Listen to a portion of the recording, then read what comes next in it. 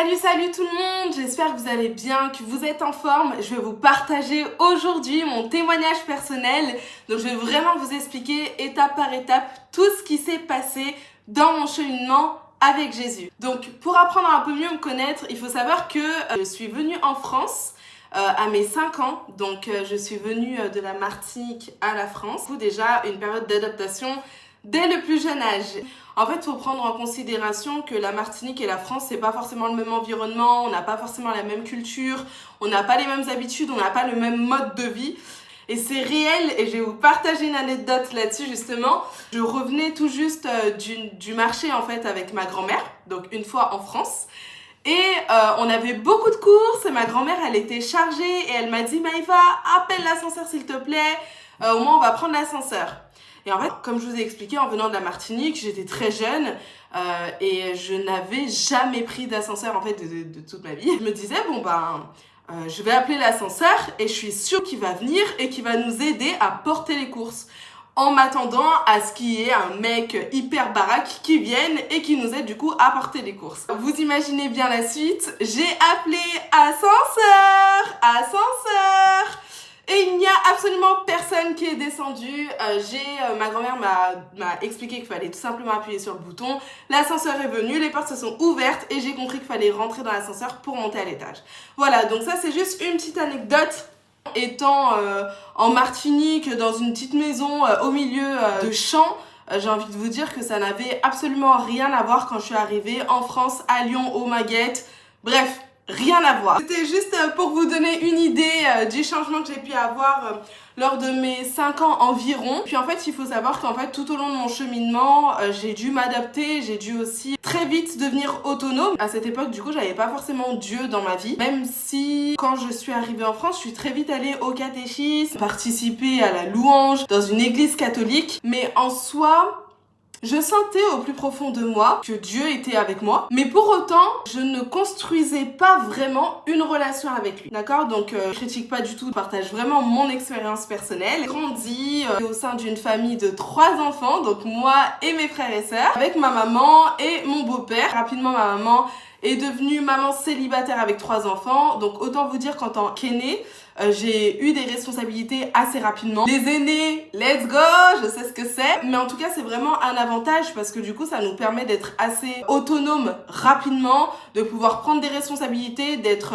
assez débrouillard. Et c'est vrai que moi, j'ai vraiment grandi dans ce genre d'éducation-là où en fait, il faut se débrouiller, trouver des solutions, saisir des opportunités, enfin voilà, être assez actif et réactif dans tout ce qu'on fait en fait. Ça m'a apporté beaucoup. Et aujourd'hui, avec un peu de recul, je me rends compte que ça représente quand même une grande partie de ma personnalité, ce côté un peu débrouillard. C'est vrai que l'éducation que nous apportent nos parents est vraiment impactante et va avoir, quoi qu'il en soit, une trace sur nous. C'est vrai que je suis assez fière de ça. Rapidement également, j'ai arrêté mes études. J'ai commencé à travailler très tôt, à 16 ans. Je suis partie de chez ma maman très jeune, à mes 17 ans. Ma période d'adolescence était un peu compliquée. J'étais une personne qui n'acceptait absolument pas l'autorité. Donc c'est vrai que l'autorité de ma maman a été compliquée, des fois même très conflictuelle avec elle. Je n'arrivais pas à accepter l'autorité. Clairement, j'ai toujours eu un problème avec ça. Même à l'école, j'avais du mal à accepter l'autorité. Il fallait vraiment que les professeurs se mettent au même niveau que moi. Aussi, quand je suis rentrée dans le monde professionnel, mes patrons me faisaient comprendre qu'ils étaient supérieurs à moi. Depuis toujours, j'ai eu ce gros décalage avec l'autorité. À 18 ans, dès que j'ai eu 18 ans, j'ai décidé d'ouvrir mon entreprise justement pour ne pas faire face à une forme d'autorité, quelle qu'elle soit. Ça ne veut absolument pas dire que c'était tâche facile parce que certes, j'étais une personne assez débrouillarde, je savais ce que je voulais, mais à côté, il fallait aussi prendre de la maturité, pouvoir être une personne qui soit équilibrée. J'avais pas forcément des éléments à ma disposition pour avoir une vie équilibrée. Du coup, j'avais pas de logement, j'étais hébergée chez des amis quand je suis partie de chez ma maman. J'avais pas d'équilibre, j'avais pas de logement. Je venais de construire mon entreprise, ok, mais du coup, ça me sollicitait énormément de temps. J'avais des relations qui étaient totalement instables dans cette période-là. J'ai eu des relations vraiment catastrophiques. J'ai pu trouver un logement, j'avais cet équilibre-là. Sur le plan familial, j'ai pu connaître des moments où j'étais beaucoup dans le conflit. L'impression d'être pas comprise, d'être rejetée, d'être trop différente. Et c'est vraiment des émotions que moi, je me donnais ou que peut-être l'ennemi, en fait, me faisait ressentir. Et du coup, je me sentais vraiment seule.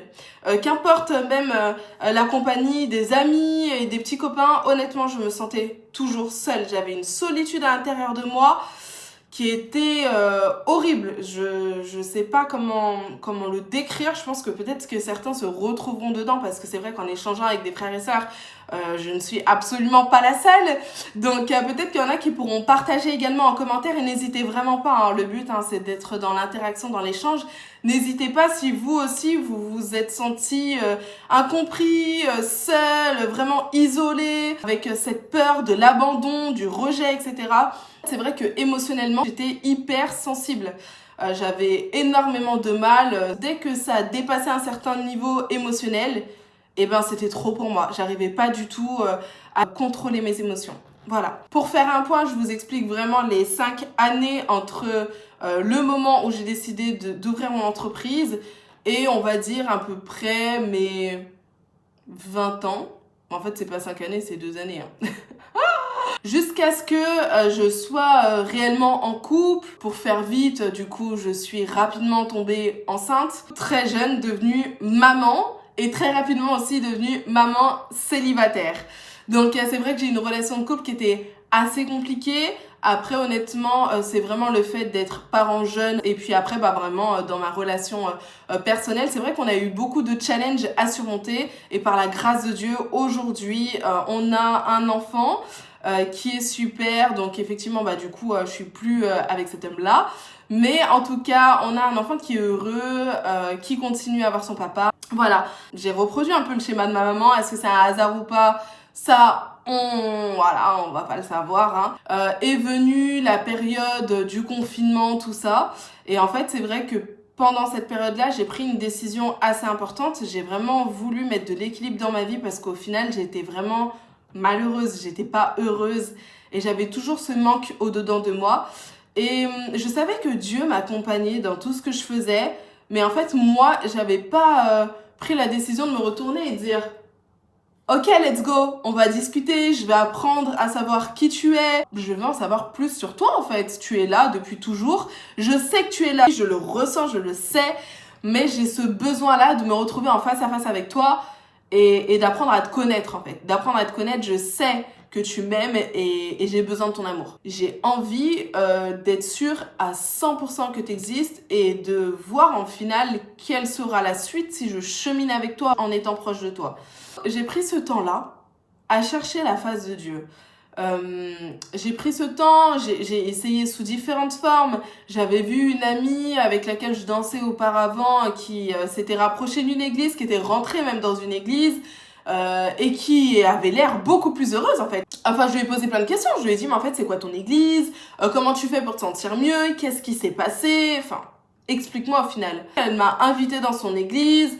J'ai pu voir un petit peu comment ça se passait. Je trouvais que l'ambiance était bonne, etc.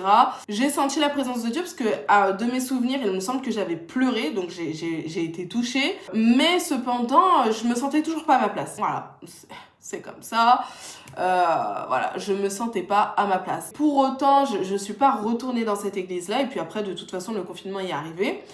Mais par contre, c'est vrai qu'avec mon amie et d'autres filles de son église, on s'appelait régulièrement pendant le confinement pour lire la Bible, partager ce qu'on avait compris de la parole de Dieu, pouvoir prier et pouvoir aussi témoigner de ce qu'on vivait, de ce que nous invoquait certains passages de la Bible ou par rapport à ce qu'on avait vécu. C'est vrai que c'était assez édifiant. Là, ça me parlait un peu plus parce que c'est vrai que lire ma Bible toute seule de mon côté, c'était très compliqué. Je ne comprenais pas du tout ce qui était écrit dedans. Pour moi, c'était vraiment du charabia. Parce que j'avais pas cet éveil spirituel. Il n'y avait pas encore l'Esprit de Dieu qui pouvait me dévoiler sa parole, vraiment rendre sa parole vivante et qu'elle soit claire et nette et que je sois réceptive en fait. Pareil, peut-être qu'il y a des personnes qui passent par cette phase-là, qui ont déjà été curieux de rechercher un peu plus une relation avec Dieu, mais au final, qui quand ils ouvraient leur Bible ou quoi, ils n'arrivaient pas, ils comprenaient pas, et qui ont peut-être abandonné. Moi, je suis passée par là, je comprends totalement, et c'est un fait, c'est que je pense sincèrement qu'il faut avoir un éveil spirituel, parce que la parole de Dieu, c'est pas juste un texte, c'est quelque chose qui est vivant, et qui va prendre vie vraiment par l'Esprit de Dieu, par le Saint-Esprit, grâce au Saint-Esprit qui est en nous et qui nous permettra du coup d'avoir une compréhension claire de la parole de Dieu. Par ce biais, justement, elle va pouvoir s'inscrire en nous et nous permettre justement d'avancer avec Dieu dans une relation qui soit active, vivante. J'ai commencé par là, c'est vrai que ça m'a beaucoup encouragée, en tout cas je me sentais pas seule dans ma recherche, dans cette démarche-là. Je voyais que les autres filles étaient aussi dans ce mouvement d'aller chercher un peu plus de Dieu, d'apprendre un peu plus à le connaître, donc franchement c'était super cool. Et après du coup le confinement, ce groupe s'est arrêté et j'ai pris un peu plus de temps pour le coup à chercher une autre église, mais par contre j'écoutais beaucoup de prêches. Donc je suis allée sur YouTube, j'ai découvert plusieurs pasteurs et j'écoutais beaucoup les messages. C'est vrai que je comprenais pas tout. Il n'y avait pas grand chose que je comprenais, mais en tout cas du peu que je comprenais, ça me touchait énormément et j'appliquais vraiment les choses dans ma vie. Je trouve ça déjà incroyable que j'écoute un message, que ça me touche au plus profond de mon être et que ça me donne carrément envie de changer certaines choses dans ma vie. Après le confinement, j'ai pu rencontrer quelqu'un avec qui j'avais beaucoup échangé pendant le Covid. Et comme vous pouvez le deviner, cette personne, c'est mon mari, c'est Yo. Pour ceux qui le connaissent, c'est vrai qu'avec Yo, pendant tout le long du confinement, on parlait énormément de Dieu aussi. Et c'est quelque chose qui m'a beaucoup plu chez lui, le fait qu'il était vraiment préoccupé par Dieu, il était vraiment près de Dieu, il était vraiment intéressé par Dieu, il voulait vraiment avancer dans sa marche avec lui. C'était quelqu'un qui aimait Dieu, qui avait un cœur pour Dieu. Et ça, mais j'avais jamais vu ça en fait. Ça m'a énormément touchée. Lui, je pense qu'il a aussi senti que j'avais vraiment cette envie de me rapprocher de Dieu. Et au final, ça a énormément matché entre nous. On s'est rencontrés après le confinement, assez rapidement, après peut-être un mois de début de relation. Il me dit qu'il a parlé à ses parents, il m'a présenté à ses parents, et puis quelques semaines après, je dirais, il m'a plus ou moins expliqué qu'il voulait se marier avec moi, que c'était dans ses projets, que c'était une suite logique, etc. Et c'est vrai que la question du mariage, ça a été quelque chose qui m'a beaucoup intriguée parce que initialement, dans mon éducation, le mariage n'a pas vraiment de sens dans la société. C'est que tu te maries pour après divorcer. Bref, j'étais vraiment dans cet état d'esprit-là. J'ai cherché dans la Bible le sens du mariage. Et quand j'ai lu du coup les versets où Dieu explique l'intérêt du mariage, l'engagement du mariage, toute la bénédiction qu'on a dans le mariage, en fait, c'était incroyablement beau. Ça a pris du sens pour moi. Et pour moi, oui, j'ai complètement changé d'avis sur le mariage. Moins d'un an après, on était mariés. Et c'était incroyable. On était mariés, c'était incroyable. Alors c'est vrai qu'on s'est mariés pendant le Covid, donc on n'a pas eu le grand mariage qu'on voulait faire, etc. Il y a eu beaucoup de modifications par rapport aux normes du Covid, etc. Mais en tout cas, on a eu un excellent mariage dans l'intimité. Tout s'est bien passé, on a été énormément bénis. Et franchement, c'est une des plus belles choses qui me soit arrivée également. C'est mon mariage, ma rencontre avec Dieu. On s'était baptisés aussi avec Yo quelques mois avant notre mariage. C'était vraiment une démarche personnelle, individuelle. On s'est baptisés au même moment, mais on avait besoin, cette envie, ce feu au-dedans de nous, de vraiment nous baptiser et de rentrer dans l'obéissance avec Dieu par cet acte du baptême. Donc c'était vraiment incroyable. En quelques mois, avec eux, on s'était baptisés, on s'est mariés. Du coup, j'ai pu rejoindre son église que j'avais déjà visitée, dans laquelle je me sentais plutôt bien au fur et à mesure des semaines. C'est comme ça que ça s'est passé. Il y a eu du coup beaucoup de choses qui se sont passées entre le moment où je suis arrivée en France, on va dire depuis mon plus jeune âge, et puis le moment où je me suis mariée. Il y a eu aussi, suite à ce mariage, le renouvellement de mon entourage. J'ai eu beaucoup plus de personnes autour de moi qui avaient foi en Dieu. Ça m'a énormément inspirée. J'ai eu aussi beaucoup de personnes qui étaient dans l'entourage de Yo, qui étaient des amis de longue date en plus, et qui ont pu nous témoigner de tellement de choses. Et ça m'a énormément édifiée, ça m'a fortifiée. J'ai aussi eu un entourage où j'ai pu parler de ce qui se passait, des fois de certaines épreuves, et j'ai été soutenue également dans la prière, etc. Et franchement, les amis, si vous regardez cette vidéo, parce que je sais que vous allez regarder, et ben je vous remercie vraiment pour tout ce soutien entre frères et sœurs, et je pense que je suis convaincue que quand on donne sa vie à Dieu et qu'on respecte ce commandement de servez-vous les uns les autres, pour moi, la prière pour quelqu'un d'autre, c'est quelque chose qui est hyper édifiant et qui est très puissant. Donc franchement, ne négligez pas la prière pour les autres. Je vous recommande vraiment de mettre sous forme de prière ce que vous ressentez pour les autres et pouvoir participer spirituellement au rétablissement d'une personne, participer à avoir une puissance pour vraiment aider les autres et rester vraiment dans la solidarité. C'est hyper important. Hyper important. Franchement, hyper important. Voilà. Et puis après, quelques temps après notre mariage avec Yo, on a eu énormément d'épreuves en peu de temps, sur un espace de 3 ans. On a fait face à des endettements, on n'a pas toujours été stable au niveau du travail, il y a eu des périodes où on n'avait pas de travail, il y a eu des périodes où moi, par rapport à mon activité, à mon entreprise, les chiffres étaient très bas, il y a des périodes où c'était plus haut, mais on investissait énormément dans notre business. Et en fait, on n'a pas du tout eu une bonne gestion financière, on a eu un déséquilibre total. Ça nous a amené à être expulsés de notre logement, en tout cas d'avoir une procédure d'expulsion qui était en cours. C'était assez compliqué. On a eu un déménagement, on a également fait face à des problèmes de santé, à la fermeture de l'entreprise. J'ai eu aussi 2 accidents, donc c'est passé plein de trucs. Mais à chaque épreuve, on a reçu la bénédiction de Dieu juste après. Honnêtement, par rapport à l'endettement, on a pu trouver des solutions qui ont effacé nos dettes. On a pu, suite à l'expulsion, trouver un logement qui était encore beaucoup mieux que ce qu'on avait avant, avoir un nouveau départ, repartir de zéro. Après, c'est pareil, suite aux problèmes de santé, accidents, etc., on a reçu énormément de guérisons. Incroyable, mais j'ai tellement de choses à vous partager, énormément de guérisons. J'ai été guérie de mon dos. À un moment donné, suite au premier accident, j'ai eu énormément de douleurs de dos.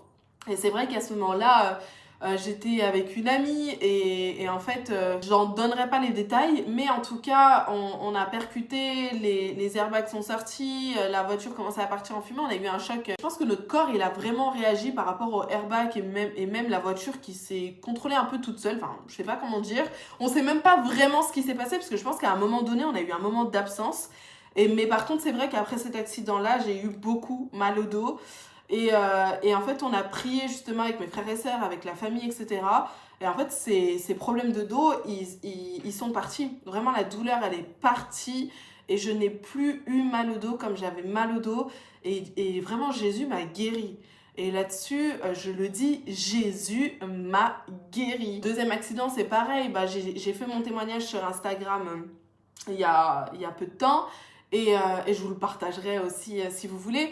Mais en tout cas, c'est vrai que c'est un accident de trottinette. Je suis tombée face, pleine tête. Et j'ai eu justement une ouverture au niveau de la lèvre. Mes dents étaient cassées. Donc c'est vrai que ça a été pas mal de challenges. En plus, sur une période où j'avais pris beaucoup de poids. Donc j'avais perdu beaucoup de confiance en moi. Au final, Dieu, pareil, a rendu grâce. Nous a énormément bénis. Déjà, j'ai eu aucune séquelle grave. Dieu m'a donné des solutions. Parce que c'est pas moi en fait. C'est Dieu qui m'a vraiment donné des solutions face aux problèmes auquel je ne me sentais pas capable de gérer. Parce que même émotionnellement, ça a été très difficile. J'ai fait un burn-out. Sur le plan professionnel, c'était aussi très compliqué. J'étais émotionnellement au plus bas et vraiment Jésus est venu et il m'a rallumé la flamme au dedans de moi avec aussi l'accompagnement spirituel de mon père biologique et c'est incroyable en fait. C'est incroyable. Franchement, quand on arrive à se décharger et laisser Dieu faire, agir et en priant, en proclamant qu'on lui fait entièrement confiance, qu'on le laisse agir, qu'on ne veut pas avoir le contrôle sur toutes les épreuves, sur tout ce qui se passe, Dieu agit 2 fois plus et il nous bénit. Il nous bénit, c'est incroyable. Après toutes ces épreuves, aujourd'hui, ce qui est en train de se passer, c'est que Dieu, il nous donne une vision plus claire sur ce qu'il attend de nous, sur vraiment les désirs qu'il a, les projets qu'il a pour nous. Et en fait, ce qui est incroyable, c'est que nos désirs, notre cœur, il est vraiment omnibulé par le fait de pouvoir accomplir les désirs de Dieu, de pouvoir suivre les projets qu'il met en place pour nous et qu'il a prévu pour nous. Et en fait, pour nous, c'est juste une grâce. Donc voilà, l'objectif, c'était vraiment de vous partager mon cheminement, vous expliquer qu'au final, une personne chrétienne, c'est pas juste une personne qui naît dans une éducation chrétienne, qui entend parler de Jésus, et puis voilà. Non, une personne qui suit Dieu, pas pour dire que je suis un exemple, hein, c'est vraiment pour vous partager mon témoignage. Et je considère que je suis personne. Hein. Je suis une personne qui a rencontré Jésus, qui a décidé de cheminer avec lui, ni plus ni moins. Mais en tout cas, pour vous dire que quand on décide d'avoir une relation avec Dieu, c'est pas juste d'avoir entendu parler de lui, savoir que oui, à l'église, ils disent de bons messages, etc. Ça fait du bien. Non, être chrétien, c'est vraiment décider de suivre Jésus. Voilà, avancer avec lui, suivre les projets qu'il prévoit pour nous, etc. Et en fait, tout le temps chercher à apprendre plus de lui. Moi, je vous dis avec toute transparence, aujourd'hui, je chemine avec lui, mais je pense que je connais peut-être, je sais pas moi, 10%.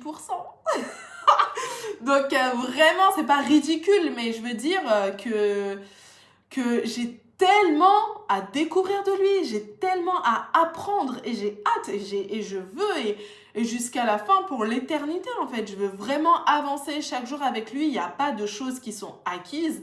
Et mon objectif, c'est vraiment de cheminer avec lui dans l'amour, dans la paix, dans la joie et voir encore tout ce qu'il va me partager, de pouvoir vivre toutes les surprises, toutes les bénédictions qu'il prévoit pour moi. Et bien sûr, je suis prête aussi à vivre d'autres épreuves qui vont m'édifier et qui vont me permettre de grandir et qui me conditionneront à pouvoir poursuivre ce cheminement dans ma destinée, en fait, dans ce qu'il a prévu pour moi. Et honnêtement, je parle de moi, mais en fait, je parle de moi où il y a l'esprit qui agit en moi. C'est-à-dire que moi, en tant qu'être humain, je considère encore une fois que je suis personne.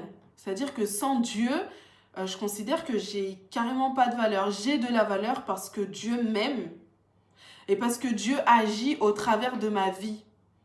Sinon, sans lui, honnêtement, il y a eu des périodes où je me suis détachée un peu de lui et ma vie, elle était sans goût.